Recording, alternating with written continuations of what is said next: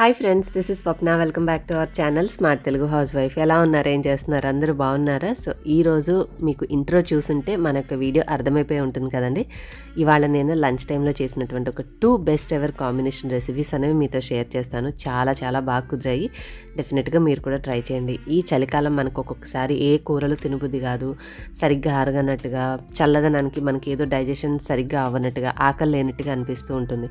So అలాంటప్పుడు ఈ మిరియాల చారు ఒక్కసారి మీరు ట్రై చేసి ఒక్క పూట అన్న తిన్నా కూడా మనకి డైజెషన్ అనేది ఇంప్రూవ్ అవుతుంది, బాగుంటుంది, టేస్ట్ కూడా చాలా బాగుంటుంది. అలాగే దీనికి కాంబినేషన్గా మరి ఉత్త చారు తింటే ఏం బాగుంటుంది చెప్పండి. చక్కగా కరకరలాడే పొడి పొడిగా డీప్ ఫ్రై చేయకుండా విడిగా వండుకున్నా కూడా పొడి పొడిలాడుతూ ఉండే ఆలు ఫ్రై ఎలా చేసుకోవాలో మీకు షేర్ చేశాను. సో ఇవాళ ఈ 2 రెసిపీస్ కాంబినేషన్ ఫర్ ఎవర్ అనమాట. ఎవర్ గ్రీన్ రెసిపీస్ అంటారు. హ్యాపీగా మీరు కూడా ట్రై చేయండి. ఒకరోజు లంచ్లో ఇలా ట్రై చేసి చూడండి. సో ముందైతే ఆలు ఫ్రైకి ఆలు కట్ చేసుకోవాలి కదా, చక్కగా చిన్న చిన్న ముక్కలుగా సమానంగా రావాలి అంటే మీకు వీడియోలో చూపించాను కదా, అలాగా మనం ఆలు సగాన్ని కట్ చేసాక మళ్ళీ పైన లేయర్ కట్ చేసి మీరు కట్ చేసుకుంటే అప్పుడు ఇలాంటి చిన్న చిన్న ముక్కలుగా వస్తాయన్నమాట. కాకపోతే ఇక్కడ మనకి పొడి పొడిలాడుతూ రావాలి కాబట్టి దానికి ఉన్నటువంటి సింపుల్ సీక్రెట్ ఏంటంటే ఆలుని మనము వాష్ చేసుకోవాలండి. డైరెక్ట్గా కోసినట్టు వేస్తే దాంట్లో ఉన్న తడి అలాగే స్టార్చ్ అంటారు, అంటే గంజి లాంటి పదార్థం మనం కట్ చేసినప్పుడు తెల్లగా కనిపిస్తుంటుంది కదా. సో ఈ రెండింటి కారణంగా సాఫ్ట్ అవుతుంది. సో ఆ గంజి అనే పదార్థం పోయినప్పుడు మనకు ఆలు అనేది అంటుకోకుండా పొడి పొడిలాడుతూ వస్తుంది. ఇంకా ఫ్రై చేయాలనుకున్నప్పుడు మనము కార్న్ఫ్లోర్తో కోట్ చేసుకోవడం ఇలా డిఫరెంట్ ప్రాసెస్ ఉంటాయి. కానీ అన్నంలోకి అలాగా చేసినవి అంత బాగోవు కాబట్టి సింపుల్గా మనం చేసుకునే నార్మల్ ఆలుని పొడి పొడిలాడుతూ రావాలి అంటే కట్ చేసుకున్నాక ఒక 2 to 3 టైమ్స్ వాష్ చేయండి. వాష్ చేస్తే ఆ గంజి లాంటి పదార్థం అంతా పోతుంది. తడి అనేది లేకుండా ఉండడానికి ఒక చిన్న టవల్ మీద ఇలా నేను చూపిస్తున్నట్టుగా ఏదైనా చిన్న క్లాత్ మీద వేసుకొని మీరు కొద్దిగా తడి అనేది లేకుండా ఉండేలా చూసుకుంటే సరిపోతుంది. ఇంకా మిగతా ప్రాసెస్ చాలా సింపుల్. ఇంకా తినబోయే ముందు రుచి ఎందుకు అన్నట్టు రెసిపీ అయితే చూసేసేద్దాం పదండి. ముందుగా స్టవ్ వెలిగించి నేను ఇక్కడ ఈ రెసిపీ అయితే అంటుకోకుండా ఊరికి ఇలా మనం ఎక్కువ సార్లు గీరినట్టుగా చేసినప్పుడు చితికిపోయినట్టుగా అయిపోతాయి కదా ముక్కలు, అలా అవ్వకుండా రెసిపీ నీట్గా రావడం కోసం నాన్ స్టిక్ ప్యాన్ అయితే ప్రిఫర్ చేస్తున్నాను. రెసిపీస్ని బట్టి వంట పాత్రలు ఎంచుకుంటే మనకు ఆ టెక్స్చర్ కానీ పదార్థం రుచి కానీ చక్కగా వస్తాయి. నేను ఒక 2 స్పూన్స్ ఫుల్గా ఆయిల్ వేసుకున్న తర్వాత ఇంకా తాలింపు దినుసులు అనేవి తర్వాత వేసుకోవాలండి. ముందు అవి ఏం వేయాల్సిన అవసరం లేదు. ఈ ఆలు ముక్కలు మనం తడి లేకుండా తుడుచుకున్నాం కదా, వీటన్నిటిని వేసేసి ఫస్ట్ ఒక 5 నిమిషాల పాటు దగ్గరుండి హై ఫ్లేమ్లోనే మధ్య మధ్యలో కాస్త చూసుకుంటూ కలుపుకుంటూ ఉండాలి. తర్వాత మనం సిమ్లో పెట్టేసేసి సిమ్ టు మీడియం, కొంచెం మరీ సిమ్ కంటే కూడా కొద్దిగా ఉంచి దగ్గరుండి చూసుకుంటూ కలుపుకుంటూ ఉంటే ఒకవైపే మరీ ఎక్కువ ఎర్రగా కాలిపోకుండా చక్కగా సమానంగా వేగుతాయి. అంటే మనకి ఆలు డీప్ ఫ్రై చేసినప్పుడు ఎలా కలర్ వస్తుంది అలా వస్తాయి అన్నమాట. ఊరికి ఎక్కువగా కలపకుండా జస్ట్ పైపైన కలుపుతూ ఉంటే ముక్క అనేది చిదురవకుండా చక్కగా ఫ్రై అవుతాయి. సో మనం ఎక్కువ ఆయిల్ కూడా వేయలేదు, కూరలో ఎలా వేసుకుంటామో అలాంటి అంత ఆయిల్ మాత్రమే వేసుకున్నాము. సో చూసారు కదా, నిదానంగా కలుపుకుంటూ ఉంటే మనం నాన్ స్టిక్ ప్యాన్ యూజ్ చేయడం వల్ల అవి అతుక్కుపోయి ఊరికే మనం గట్టిగా గీరి మొత్తం టెక్స్చర్ పాడవకుండా నీట్గా వచ్చాయన్నమాట. సో రెసిపీని బట్టి అవసరాన్ని బట్టి ఎప్పుడన్నా ఇలాంటివి కుక్వేర్ యూజ్ చేసుకుంటే మనకి వంట కూడా టేస్ట్ అనేది బాగా కుదురుతాయి. సో ఇలాగా నిదానంగా ఫ్రై చేసుకుంటే గోల్డెన్ కలర్ వచ్చేసాయి కదండి. ఇప్పుడు మనము వీటన్నిటిని కూడా సపరేట్గా ఒక ప్లేట్లోకి తీసేసుకుందాం. చూసారు కదా, నేను పైకి ఎగరేస్తుంటే మీకు చిప్స్ ఎలాగ వస్తాయో అలాగ మంచిగా విడివిడిగా పొడి పొడిలాడుతూ వచ్చాయి కదా. సో అలాగా మంచిగా గోల్డెన్ కలర్ వచ్చిన తర్వాత ఇప్పుడు ఒక ప్లేట్లో తీసేసి పక్కన పెట్టుకొని ఇప్పుడు కర్రీ ప్రాసెస్ అనేది చేసుకుందాం.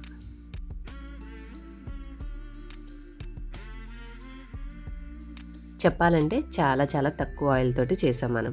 అదే సింపుల్గా పని అయిపోవాలి, త్వరగా అయిపోవాలి అంటే ఎక్కువ నూనె ఆయిల్ డీప్ ఫ్రైకి పెట్టుకొని అందులో ఈ ముక్కలు వేస్తూ అక్కడ కూడా సమయం తీసుకుంటుంది. కానీ నూనె కూడా ఎక్కువ పీల్చుకుంటే మన ఆరోగ్యానికి కూడా మంచిది కాదు. కొద్దిగా మన సమయాన్ని వెచ్చిస్తే కొద్దిగా ఆ ఎక్స్ట్రా టైంలోనే మనం అనుకున్న టెక్స్చరు అలాగే ఫ్లేవరు టేస్ట్ అన్నీ వస్తాయి. ఇప్పుడు ఆ ముక్కలన్నీ తీసేసిన తర్వాత మరొక స్పూన్ ఆయిల్ వేసుకొని ఇప్పుడు తాలింపు దినుసులు, కొంచెం కరివేపాకు, ఎండుమిర్చి ఉంటే పచ్చిశనగపప్పు కూడా వేసుకోండి. ఇవన్నీ కూడా చక్కగా గోల్డెన్ ఫ్రై వచ్చే వరకు ఫ్రై చేసుకోవాలి. మనం ఇందాక ఆల్రెడీ ఆలు కూడా సరిపడా అంతా ఫ్రై చేసాం కాబట్టి ఇంకా ఎక్కువ ఆయిల్ అవసరం లేదు. అండ్ నేను ఇక్కడ మీకు మళ్ళీ ఇవన్నీ వేగిన తర్వాత ఆలులో మనము ఎటువంటి ఉప్పు కూడా వేయకుండా ఫ్రై చేసుకున్నామండి. ఎందుకంటే సాల్ట్ ఉంటే సాఫ్ట్ అయిపోయి మనకి కలరు టెక్స్చరు ఇందాక చూసినట్టుగా రావన్నమాట. సో ఉప్పు కూడా మనం ముక్కలు ఫ్రై చేసేటప్పుడు వేసుకోలేదు.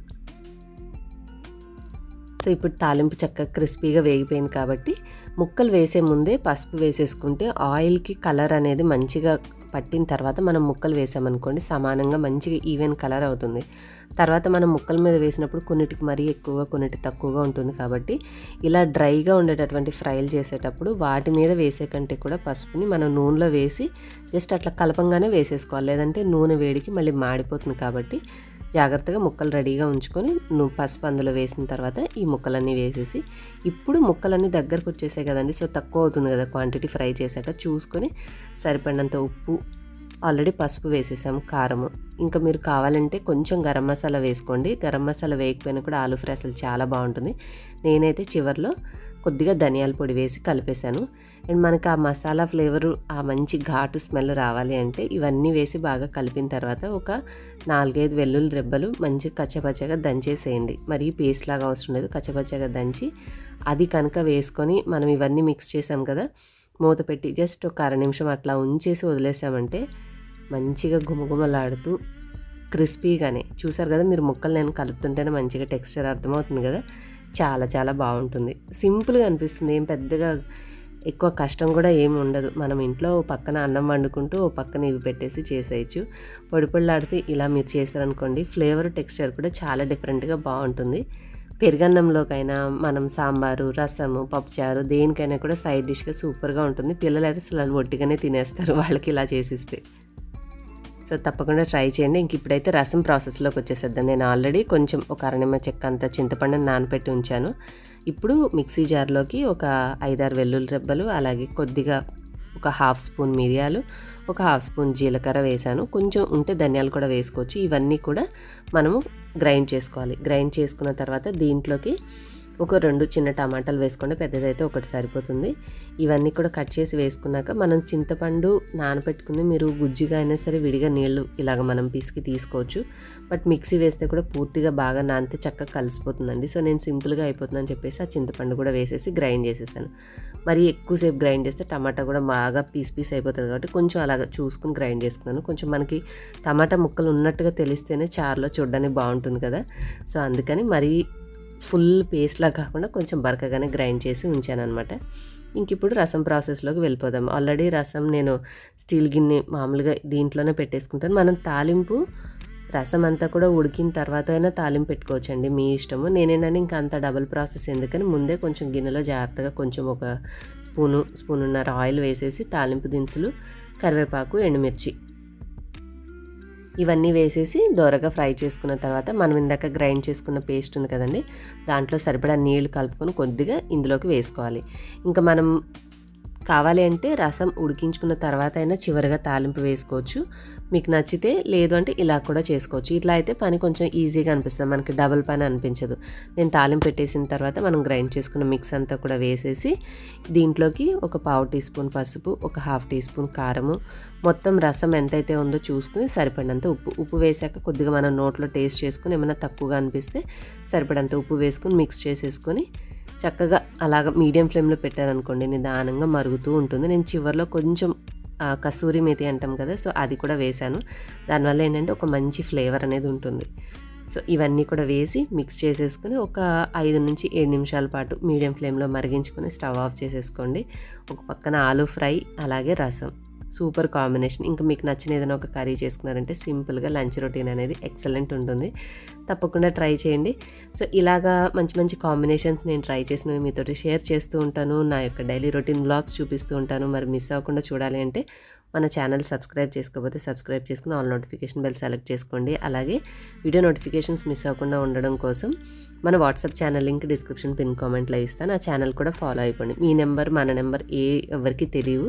హ్యాపీగా మీరు ఛానల్ ఫాలో అయితే నేను ఇట్లా యూట్యూబ్లో కానీ వేరే ఏమైనా వీడియోస్ షార్ట్స్ కానీ అప్లోడ్ చేసినప్పుడు వాటి లింక్స్ షేర్ చేస్తూ ఉంటాను. ఏమైనా అప్డేట్ ఉన్నా కూడా అందులో పెడుతూ ఉంటాను. హ్యాపీగా మీరు అన్నీ కూడా తెలుసుకుంటూ ఉండొచ్చు. సో అదండి ఇవాల్టి వీడియో. హోప్ ఈ రోజు నేను షేర్ చేసినటువంటి రెసిపీస్ మీకు నచ్చాయని అనుకుంటున్నాను. మీరైతే ఈ వింటర్కి పర్ఫెక్ట్గా ఎటువంటి కాంబినేషన్ ఆఫ్ రెసిపీస్ ట్రై చేస్తూ ఉంటారు ఇంట్లో నాతోటి షేర్ చేయండి. వీలైతే వాటిని కూడా నేను ట్రై చేసి బ్లాగ్స్లో మీకు పోస్ట్ చేస్తూ ఉంటాను. అండ్ నచ్చితే మాత్రం వీడియోని లైక్ చేయడం, షేర్ చేయండి. అండ్ మన ఇన్స్టాగ్రామ్లో ఫాలో అయ్యి మీరు తయారు చేసినటువంటి రెసిపీ పిక్స్ ఉంటే నాతోటి ఇన్స్టాలో కూడా షేర్ చేసుకోవచ్చు. మరొక వీడియోలో మళ్ళీ కలుద్దాం. Till then bye bye. Thank you all for watching.